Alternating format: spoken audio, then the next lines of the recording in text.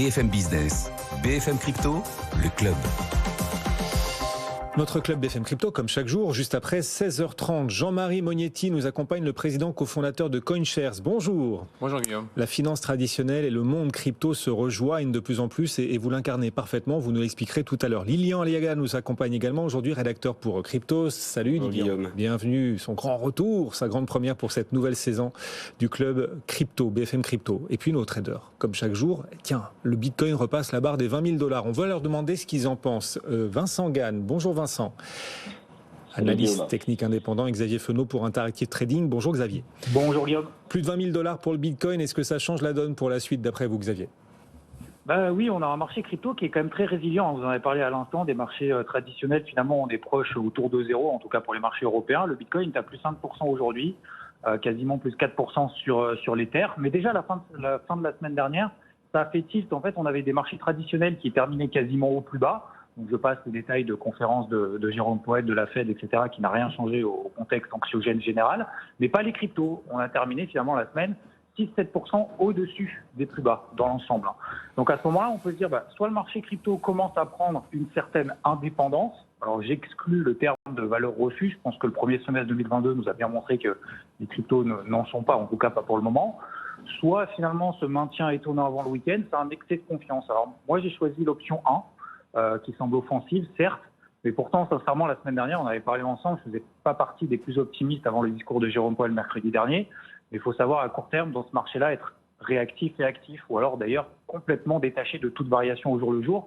Après, c'est un choix qu'il faut prendre et qu'il faut faire, mais surtout pas être entre les deux. On évite de se prendre les portes de saloon en haut et en bas, parce que finalement, en fait, si on élargit un peu l'horizon, le marché dans l'ensemble reste dans cette logique globale d'évolution en range. En fait, depuis cet été, on a la capitalisation totale qui tourne autour des 1 000 milliards de dollars, un peu au-dessus, un peu en dessous, sans aller trop haut, sans aller trop bas, mais qui pourrait, et Stéphane en a parlé juste avant, au vu en fait de la surperformance du marché des cryptos depuis quelques jours par rapport au marché traditionnel, profiter d'autant plus, pourquoi pas, d'une stabilisation des marchés traditionnels, d'une accalmie de cette envolée permanente du dollar américain, voire, alors là, soyons fous, un recul du dollar. Bon, c'est pas prévu pour tout de suite a priori.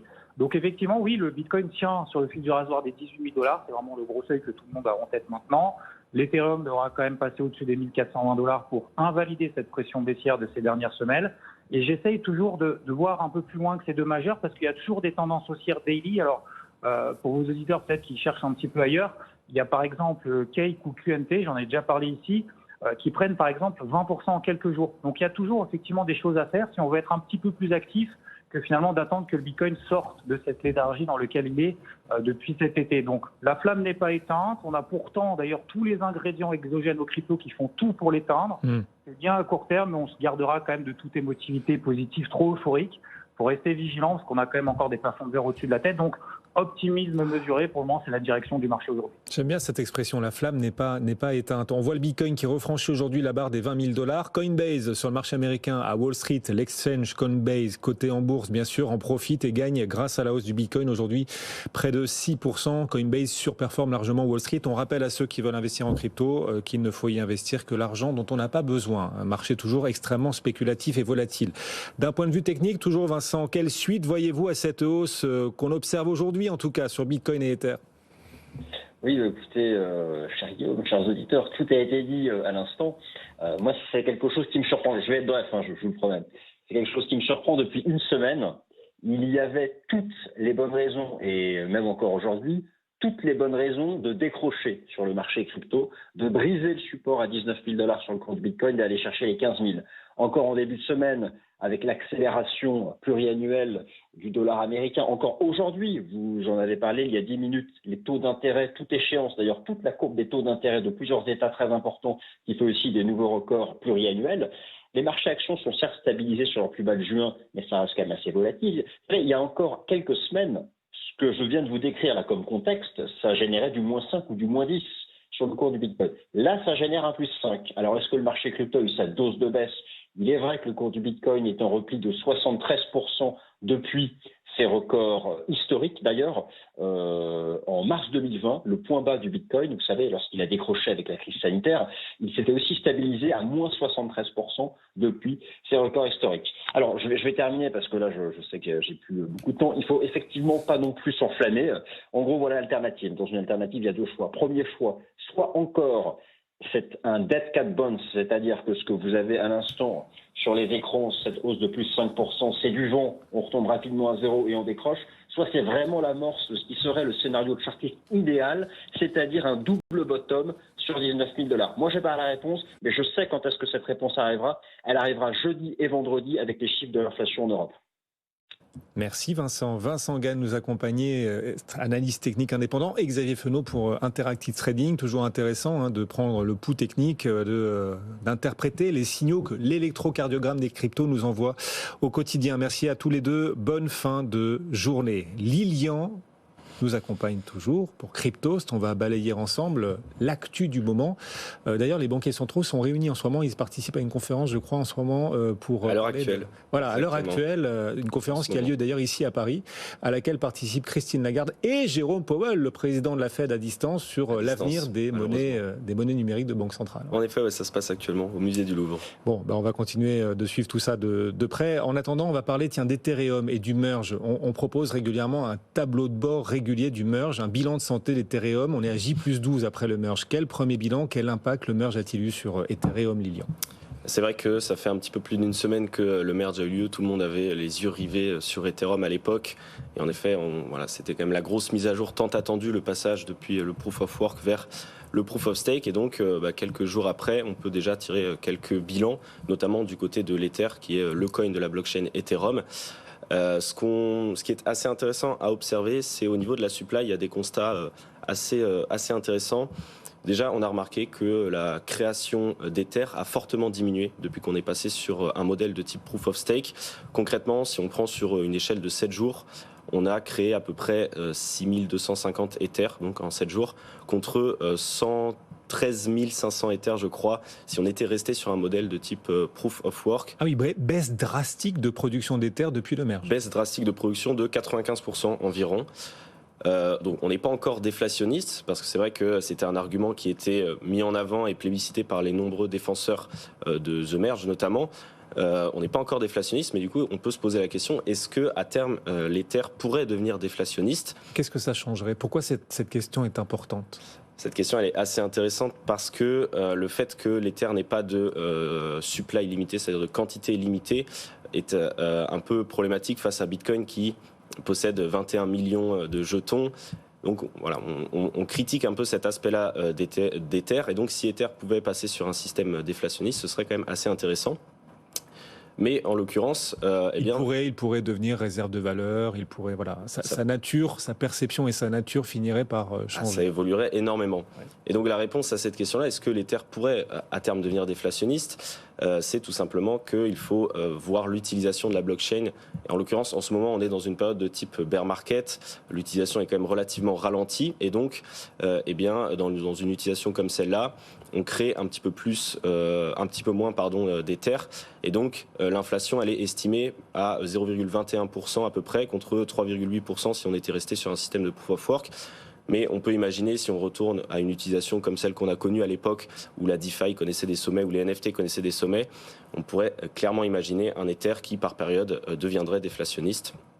Donc en tout cas, on verra à l'avenir si reprise haussière il doit y avoir. Ce sera à suivre. En tout cas, on voit une production d'Ether bien moindre depuis le passage au merge. Et c'est ce que vous nous expliquiez, ce bilan, cet état de santé d'Ethereum à J+12 du merge. Alors tout le monde dit que ce merge va porter, entre autres, dans l'univers du Web3, apporter le marché des NFT.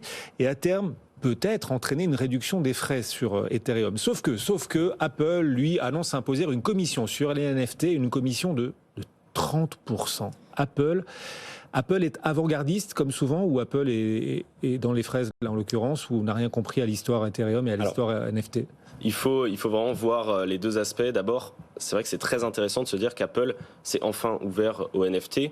Quand même, quand on imagine, c'est-à-dire que parce que concrètement, pour revenir sur cette actualité, quand même, on parle d'Apple qui pourrait permettre d'autoriser l'implémentation des NFT sur toutes les applications qui sont disponibles sur l'App Store. C'est quand même, ça pourrait permettre d'accélérer énormément le développement de cette technologie, de la démocratiser auprès des millions d'utilisateurs d'Apple.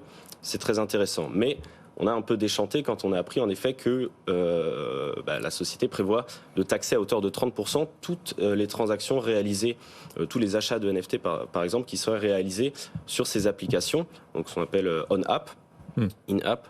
Et la problématique, c'est que, évidemment, quand on est dans une technologie comme celle des NFT, où on a l'habitude de ne pas avoir de taxes ou très peu de taxes pour simplement être listé sur une marketplace, forcément, ça ne fait pas trop plaisir. Mais la réalité, c'est que cette taxe, elle n'est pas propre aux NFT, pas du tout.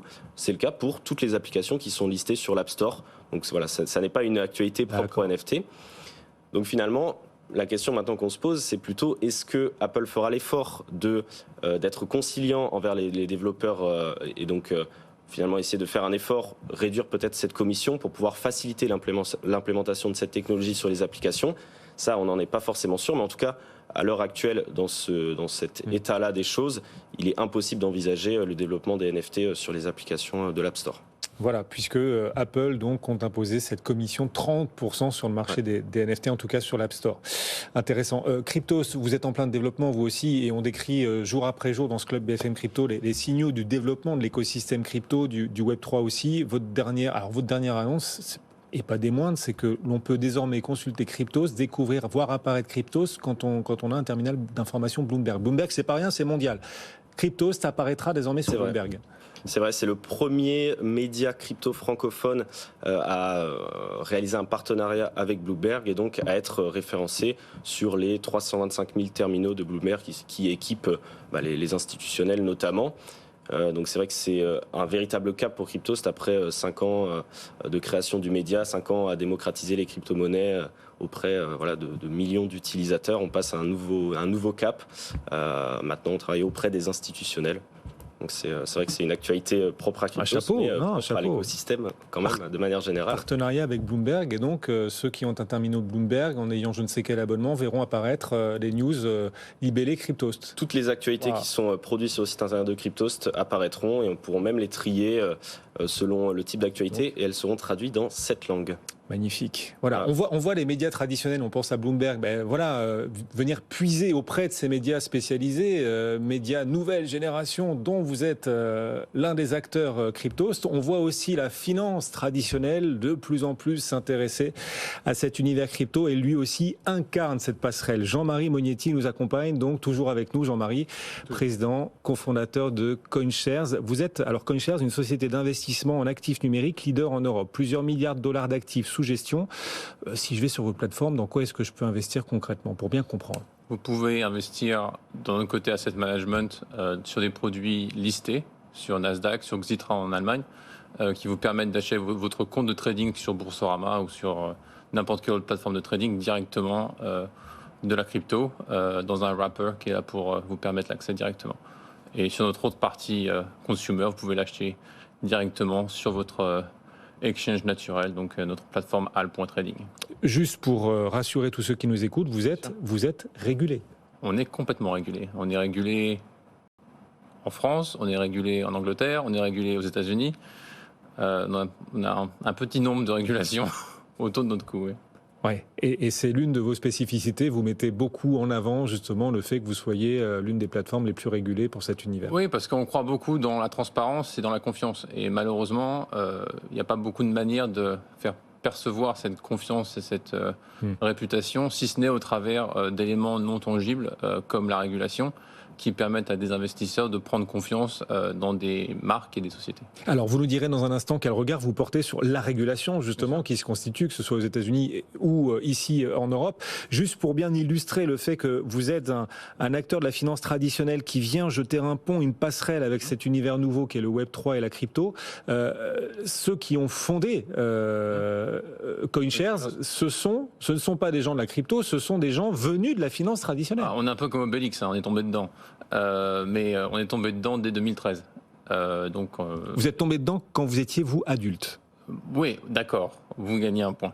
Mais oui, on était déjà adultes, mais je pense qu'on était quand même restés des grands enfants pour pouvoir avoir l'esprit assez ouvert pour regarder la crypto. Et on a arrêté les matières premières aux alentours de 2012-2013. Parce que vous étiez trader en commodities. En matières premières, oui. Ouais. Pas n'importe où, chez JP Morgan, Lehman. Oui, on avait notre propre hedge fund en matières premières avec mes 3 business partners. Et en 2012-2013, le marché était plus très porteur sur les matières premières et on cherchait quelque chose d'autre à faire. Et c'est comme ça que les cryptos nous sont tombés dessus ou on est tombé dedans, à savoir. Qu'est-ce que la finance traditionnelle apporte aux cryptos et aux investisseurs crypto? C'est une autre manière de voir les choses. Je pense que la crypto a commencé vraiment dans la Silicon Valley, avec un état d'esprit très tech, très disruptif. Les aléas de la crypto en général, c'est on va réparer la fusée pendant que la fusée est en vol. Les régulateurs, c'est pas tellement les approches qu'ils comprennent. Les régulateurs veulent voir des projets bien ficelés dès le départ et dire c'est le plan opérationnel, c'est notre plan, c'est notre business model et voilà ce qu'on va faire. Ça parle pas beaucoup aux exchanges, ça parle pas beaucoup naturellement aux gens qui ont commencé la crypto. Les gens, la crypto, même la DeFi, dans ce genre d'exercice, est plutôt en train de itérer plusieurs fois dans le même mois et le business model ne cesse d'évoluer et les prototypes ne cessent de s'améliorer et c'est un modèle propre à la tech et en fait c'est un modèle propre à la tech qui n'a pas encore trouvé ses limites dans la finance mais qui commence à trouver des limitations par ce que les régulateurs attendent de ces acteurs parce que vous touchez à la monnaie, vous touchez à l'investissement, vous touchez à l'épargne et il y a des gens en face qui vous font confiance et donc vous devez avoir ce devoir vis-à-vis de vos investisseurs. Vous venez de racheter une société française d'asset management, ouais. Napoléon Asset Management, pourquoi faire? Pourquoi faire? Bon, elle s'appelait Napoléon, ça devient CoinShares France. On n'a pas gardé le nom Napoléon parce qu'évidemment, étant une société anglaise, c'était un peu compliqué de garder Napoléon comme nom. Donc mes partenaires anglais disaient qu'ils allaient se renommer Trafalgar, donc j'ai dû changer le nom pour être sûr que tout le monde soit content. Mais non, mais c'est pour booster notre implémentation en Europe et surtout après le Brexit pour qu'on puisse continuer à nous étendre, mais aussi redévelopper une activité consumer en Europe. Bon, et ceux qui viennent sur votre plateforme, CoinShares, donc, peuvent faire du trading sur crypto, c'est ça? On est sur un actif hyper spéculatif et vous venez proposer aux gens d'ajouter du risque au risque, en quelque sorte. Alors, je pense que vous parlez plus de Al.Trading, qui est Al.Trading et notre nouvelle application consumer, qui est en fait une application qui s'intègre au-dessus au-dessus de votre compte d'exchange traditionnel crypto. Ce qu'on essaye de faire, c'est d'apporter aux investisseurs qui ne savent pas très bien comment optimiser leurs risques, des solutions qui ont entre guillemets, qui permettent de limiter leur exposition au risque dans ces marchés très agités. Oui, et comment alors? Par des instruments de trading? Par des instruments, par de l'algorithme, par des solutions algorithmiques. C'est du quantitatif? C'est du quantitatif. Donc c'est typiquement ce que vous retrouvez dans les banques, ce qu'on appelle QIS, Quantitative Investment Solutions, qui permettent, entre guillemets, de redessiner des profils de risque plus optimales par rapport au profil que les clients recherchent. C'est-à-dire que l'idée est de proposer aux clients qui veulent limiter leur risque en crypto de déléguer aux mathématiques, le quantitatif c'est du mathématique, ouais. Déléguer aux mathématiques la gestion de Alors je ne sais pas si c'est limiter leur risque, c'est les clients qui veulent contrôler ou piloter leur risque d'une manière beaucoup plus systématique. Ouais.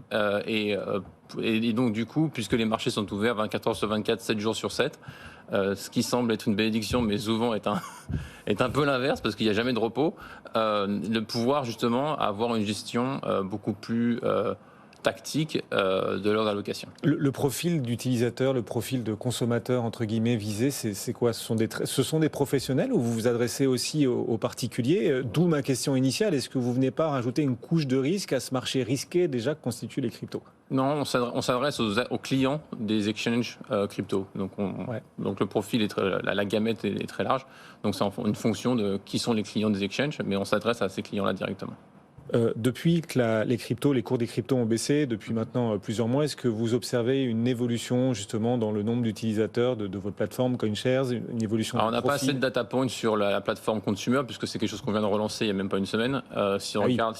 Donc j'aurais du mal à vous répondre sur ça précisément. Si on regarde notre activité d'asset management traditionnel, on a vu un repli naturel avec le marché.